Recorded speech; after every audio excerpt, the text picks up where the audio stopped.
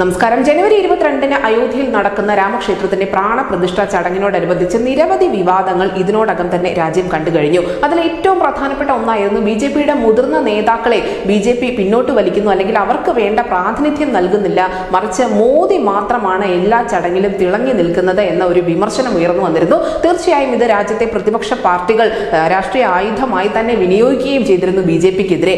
എന്നാൽ ഇപ്പോഴിതാ അത്തരത്തിലുള്ള എല്ലാ സാധ്യതകളെയും തച്ചു തകർത്തുകൊണ്ട് മുതിർന്ന ബിജെപി നേതാവ് LK അഡ്വാനി ജനുവരി 22-ന് നടക്കുന്ന രാമക്ഷേത്രത്തിന്റെ പ്രാണപ്രതിഷ്ഠാ ചടങ്ങിൽ പങ്കെടുക്കുമെന്നുള്ള റിപ്പോർട്ടുകൾ പുറത്തു വന്നിരിക്കുന്നു. വിശ്വ ഹിന്ദു പരിഷത്താണ് ഇക്കാര്യം മാധ്യമങ്ങളെ അറിയിച്ചിരിക്കുന്നത്. രാമജന്മഭൂമി പ്രസ്ഥാനത്തിന് നേതൃത്വം നൽകിയ ഏറ്റവും മുതിർന്ന ആദരണീയനായ ഒരു നേതാവ് എന്ന നിലയ്ക്കാണ് LK അഡ്വാനിയെ തങ്ങൾ ക്ഷണിച്ചിരിക്കുന്നത് എന്നുകൂടി VHPയുടെ അധികാരികൾ പറയുന്നുണ്ട്. എന്തായാലും ചടങ്ങിൽ പങ്കെടുക്കുവാനുള്ള അദ്ദേഹത്തിന്റെ തീരുമാനം വളരെ ശ്രദ്ധേയമാണ് എന്നുകൂടി വിശ്വ ഹിന്ദു പരിഷത്തിന്റെ നേതാവായ അലോക് കുമാർ അറിയിച്ചിട്ടുണ്ട്.